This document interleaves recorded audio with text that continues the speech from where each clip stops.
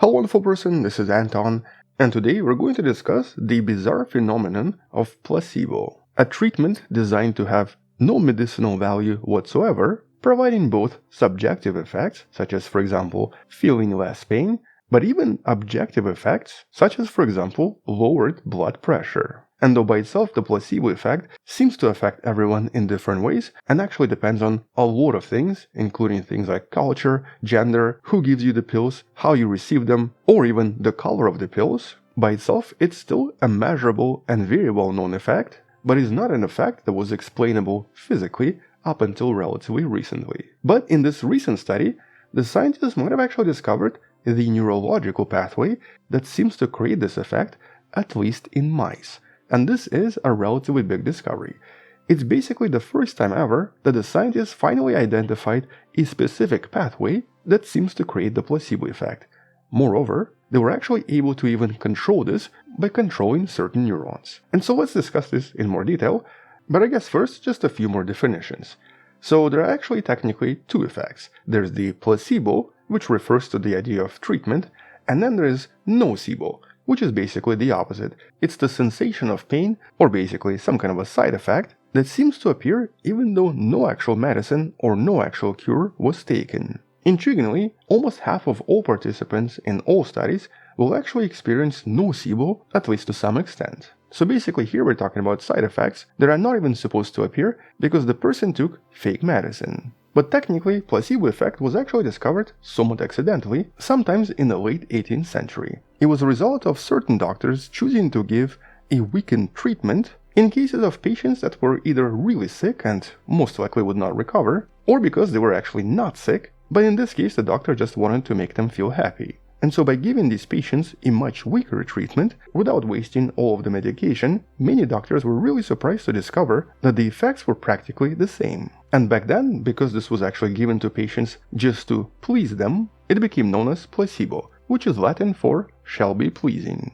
And obviously it's very strange that you can get basically pain relief by taking some kind of a fake medicine. In the last few decades, a lot of different studies pretty much established that this effect works on a lot of different conditions and works pretty well. You can actually find a lot of different studies out there focusing on anything from ulcers and epilepsy to conditions like Parkinson's disease, multiple sclerosis, and even erectile dysfunction. And in every single study, there seem to be definitive significant effects. In every case, there are positive physiological effects without any real medicine or any real physiological intervention. And in this case, I've actually heard a lot of proponents of mind over matter basically using this as an example of that, your mind is over matter. You can control everything with your mind. But today we know that it's maybe not exactly that simple. And as a matter of fact, studies on painkillers basically discovered that in case of placebos, placebo effect seems to work by decreasing neurological activity related to pain. And more specifically, it actually uses exactly the same pathways involving same neurotransmitters as a typical opioid inside our bodies. In this case, by taking the placebo pill, we essentially get exactly the same activation controlled by something a little bit different. But more importantly, placebo effect really depends on so many different factors. For example, people that don't expect placebo to work are unlikely to get a lot of effects out of it. Likewise, different personality types will also have different effects, and even the relationship between the doctor and the patient seems to affect this quite a lot. But when it works, it really seems to work by releasing very similar compounds to what we expect an active drug to release as well. And in the past, a lot of physicians refer to this as a kind of an internal pharmacy. So for example, for pain relief, it seems to involve a lot of endogenous opioids, but also neurotransmitters like dopamine. But the question is, of course, but what exactly controls the release of dopamine and opioids? And what's the overall neurological explanation? Well, explaining this using human brain would be obviously kind of difficult.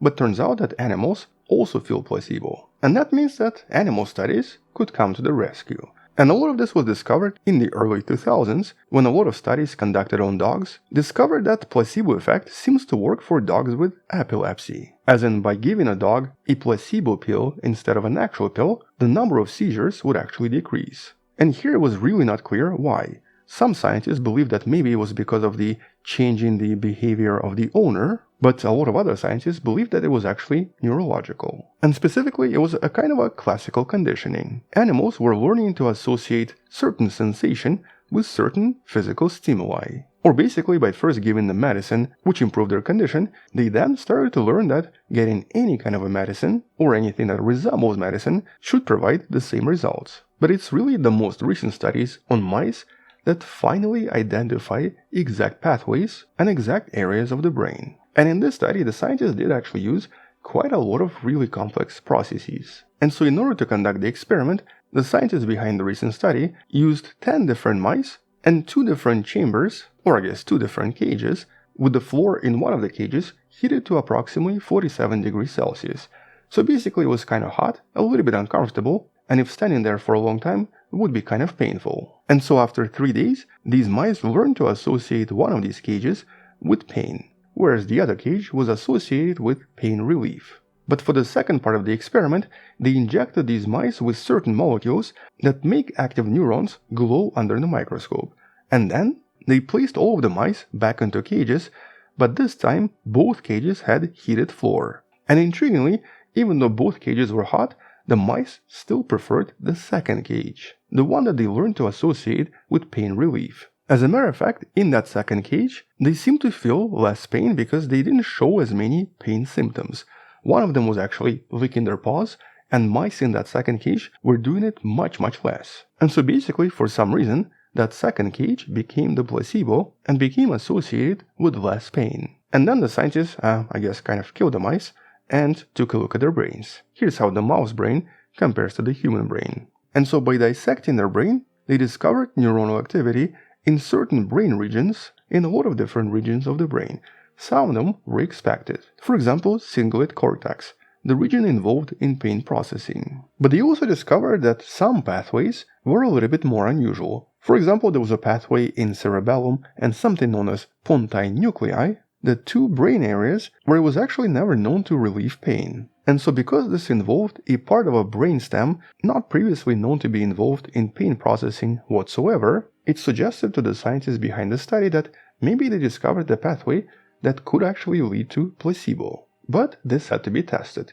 And in order to test this, they used a slightly different technique. We actually discussed this in one of the older videos on the channel, but it's known as optogenetics. In essence, it's a genetic modification to neurons, usually involving injection of a certain virus, that then allows the activation of these neurons to be entirely done with certain colors. Here's a really interesting visual example of this, where by activating certain frequencies of light, this worm basically freezes and stops completely. And that's because in this case, the neurons inside this worm were genetically modified to turn off completely when they detect a very specific frequency of green light. And so something very similar was done here. By using optogenetics, they primed some of the neurons in the brain of the mouse to turn on or turn off with certain frequencies of light. Which is exactly what they did by conducting the next stage of the experiment. Once again, the mice were placed in these hot cages, but in a new group of mice, they would then activate neurons in these newly discovered regions of the brain, which led to mice behaving as if they were experiencing the placebo effect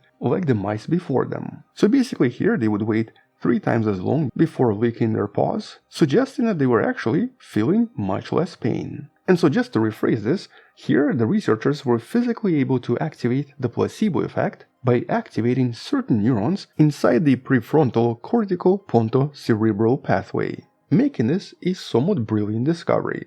They literally found a way to activate placebo, at least when it comes to pain reception, in mice that have never been trained or received any previous treatments. And obviously here this is just for mice for now, in some sense because there is a lot of similarity between mice and humans, especially when it comes to various regions of the brain. A lot of these discoveries could be transferable to humans as well, which means that in theory we could also generate these placebo effects by activating similar areas inside the human brain, at least for the pathways involving pain. And so here, by either targeting this using some kind of a neurostimulation, or even designing drugs specifically targeting these areas, it may become possible to control placebo in a much safer and a much more effective way than just taking the medicine itself. And although obviously this doesn't actually tell us about other mysteries of placebo effects, or does not explain nocebo effect, In some sense, what it does explain is that the effect itself seems to be entirely neurological in nature